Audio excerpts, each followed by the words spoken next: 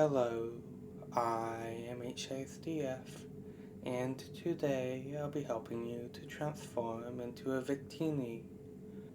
But before we do that, make sure that you aren't hungry or thirsty.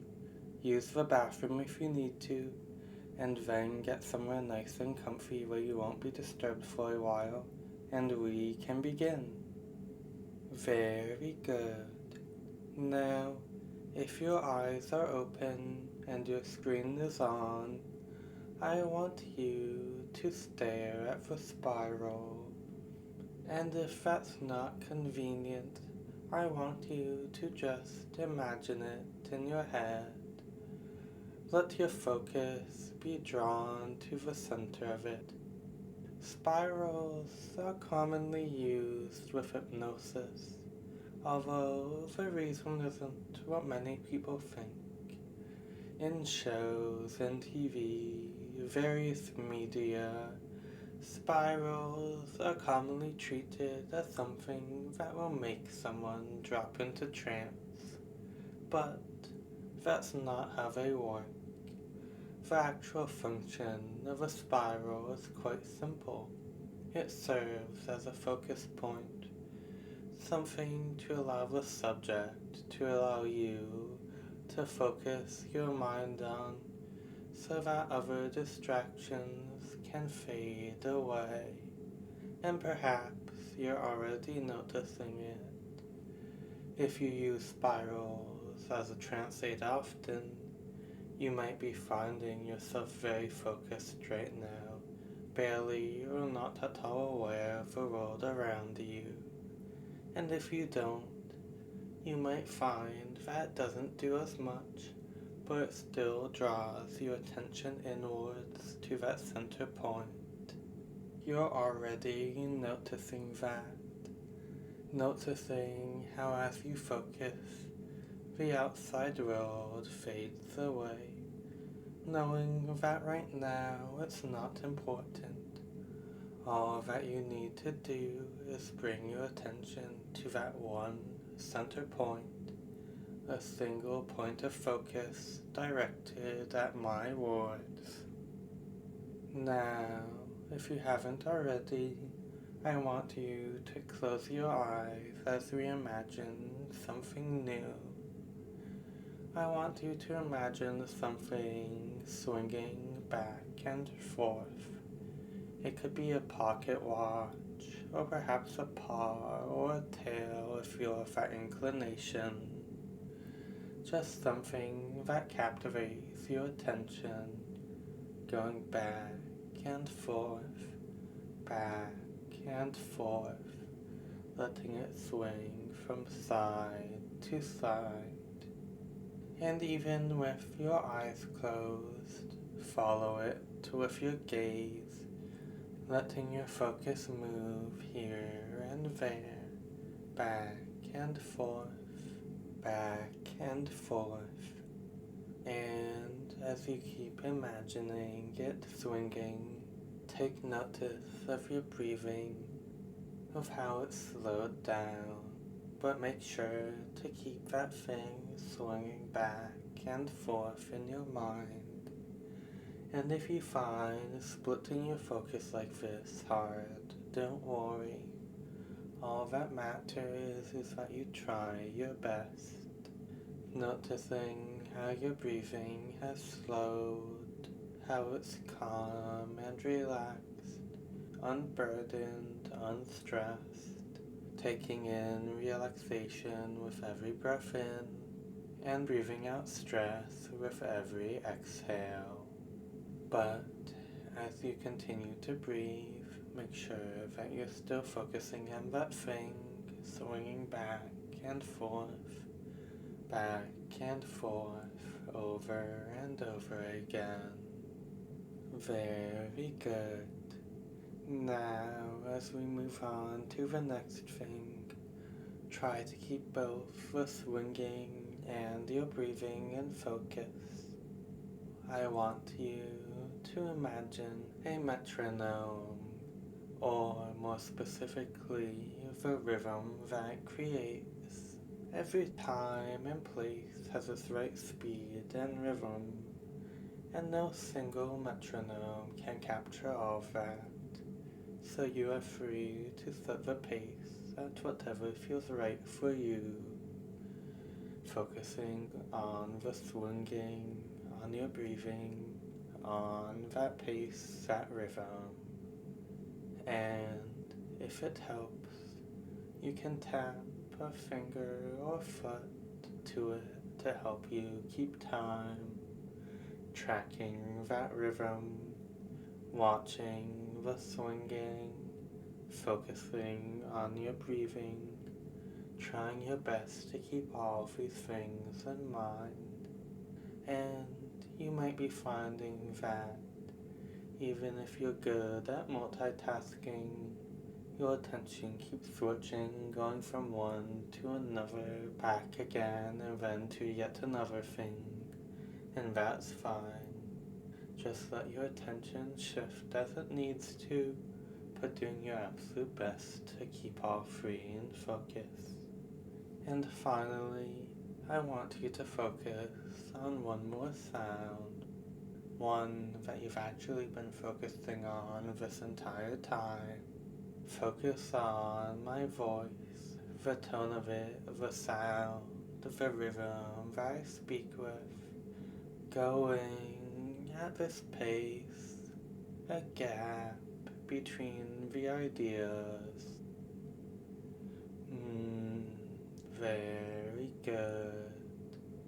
Focusing on the swinging, on my voice, the sound of it, my tone and volume, the cadence which I speak with, how it's different from normal conversation, and anything else that you notice, paying attention to my voice. And now your attention split between four, the swinging, the rhythm, your breathing, and my voice. Most likely you find this quite hard to keep track of, your attention bouncing from one to the other, noticing a bit of different cadence in my voice before another swing starts. But then you feel your breathing, feeling that stress leave you, but you get distracted by that rhythm going on endlessly, and your attention keeps shifting around and around. So we're going to make this easier, taking away the things that you don't need to focus on. We'll start with your breathing, not moving it out of your focus, but knowing that you don't need to focus on it anymore. For a bit, your attention will likely linger, as one's own breathing can be hard to ignore once noticed. But at some point, your breathing will fade away without you even noticing it. Now, let's focus on that rhythm. Like a song, you might find it stuck in your head right now, but the nice thing about those rhythms that we create is that often they're much easier to ignore and let go of. Letting that rhythm go, no longer needing to keep it up, and letting it just fade away. If you're using your body to help keep time, just letting it still, letting it lay, not needing to move, to shift, right to where you need to be. And now we move on to that swinging, letting it stop, letting it slow to a still, and as it does, you can let your thoughts do the same thing, letting them slow down, each thought, each swing slower than the last, until eventually it just stops, not moving, not thinking, not needing to do anything. And now all that's left to focus on is my voice, but it can still become easier. You've been paying attention to my volume, my pitch, my tone and cadence, but you can let even that fade away.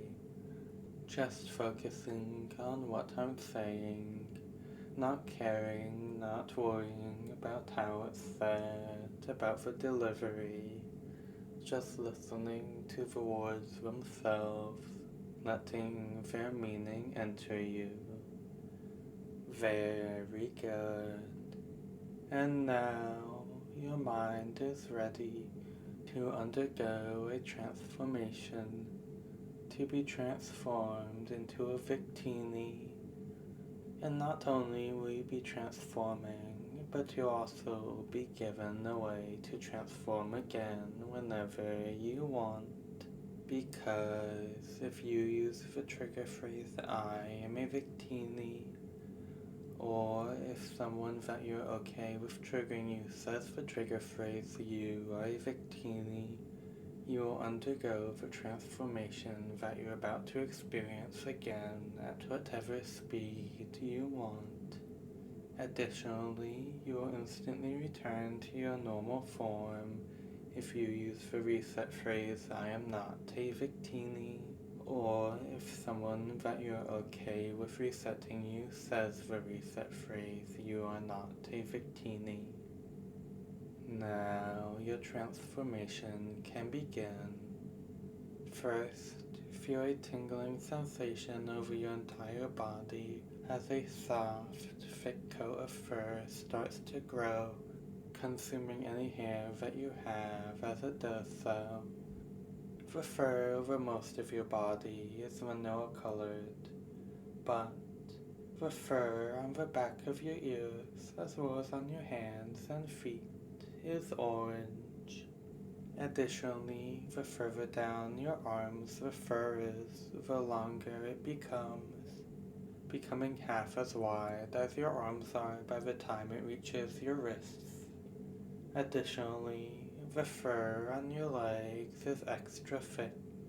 The masses of fur are so thick that they blend together, making it almost look as if your upper legs are connected to each other. This thick fur also reaches up the sides of your torso, forming a triangular section on each side. The base of one triangle covers the left side of your waist, and the base of the other covers the right. As for their points, they're centered on the side of your torso that they are on, located halfway up it.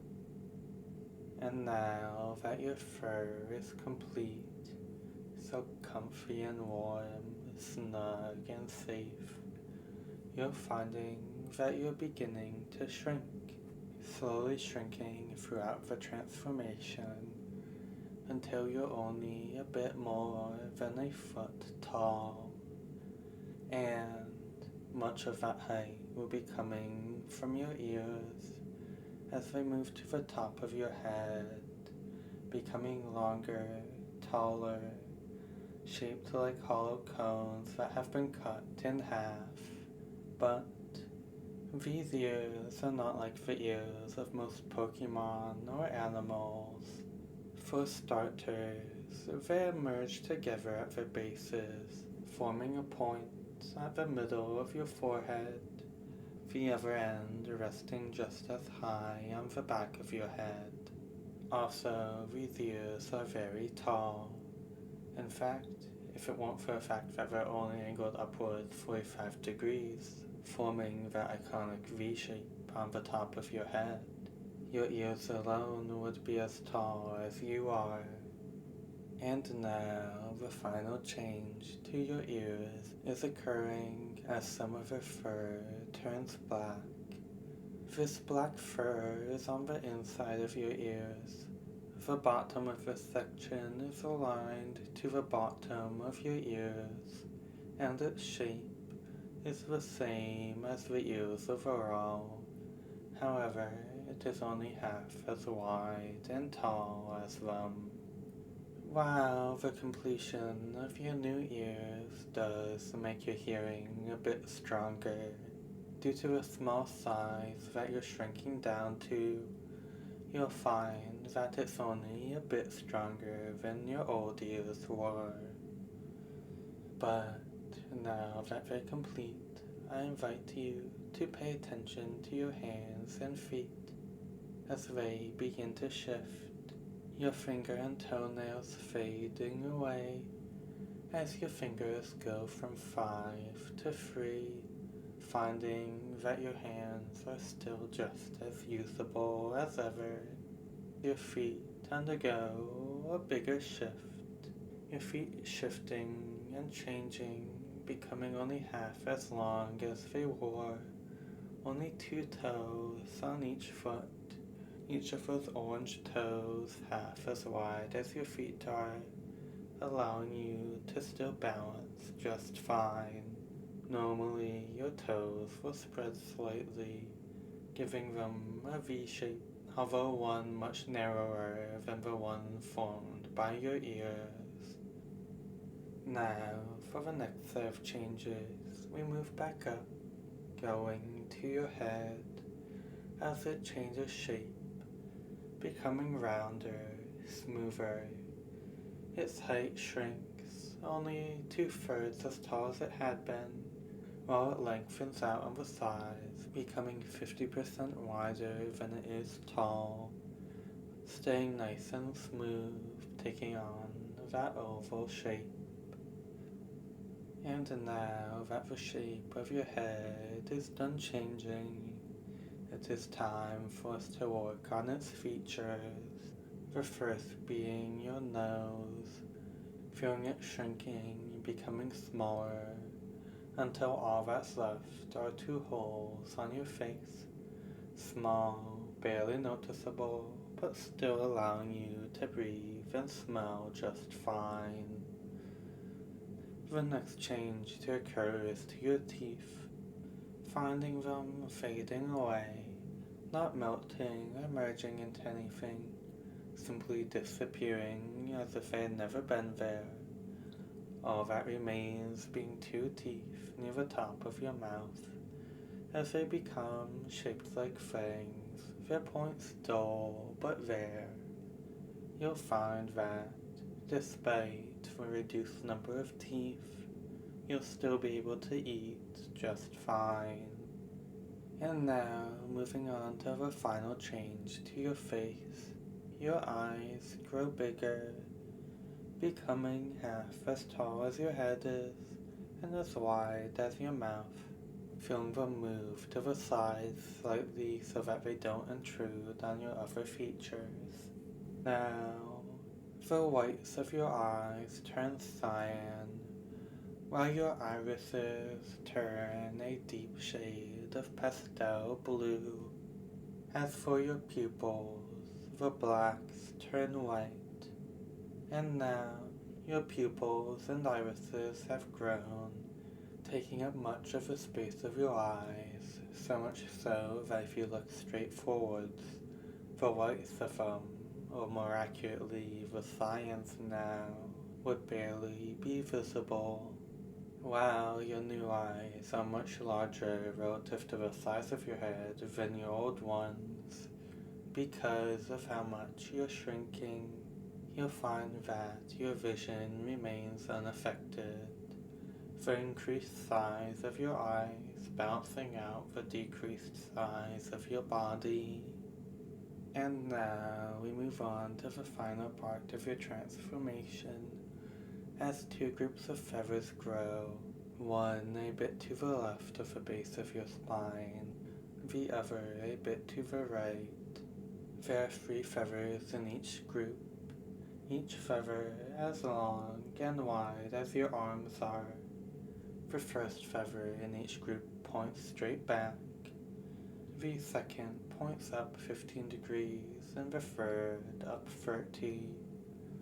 You'll find that you'll be able to flap these feathers, these mini wings, Not able to fly, but able to push yourself to move just a bit faster when you do. As your body finishes changing, finishes settling into your new form, your shrinking finally completes, barely more than a foot tall. Of course, in reality, your height won't have changed, but you'll feel like it has, and you'll think that it has. Anything out of reach will feel impossibly hard to get. Even doing something like standing on a chair or a stool to reach higher will make you feel like you're very high up, not at risk of hurting yourself if it isn't an actual risk, but still feeling like you've raised up much higher than you have, helping to keep that sense of being small. However, you might find that using something to stand on is difficult, because anything that is out of reach, that's too high up, will feel impossibly tall, several times higher than it normally would.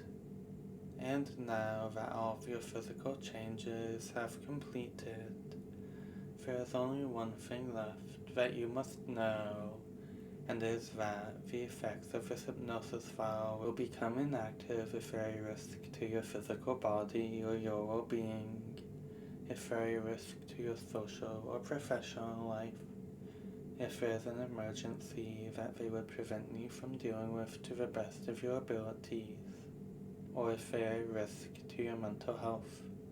Also, any effect of this hypnosis file that was an issue will become active again once it no longer will be one. Additionally, you will never find this hypnosis file or the effects of it to be even slightly addicting. Now you have been transformed into a Victini. Your form is small but wonderful and soft, almost like a living plushie. This session is almost over. So goodbye, my wonderful furry friend.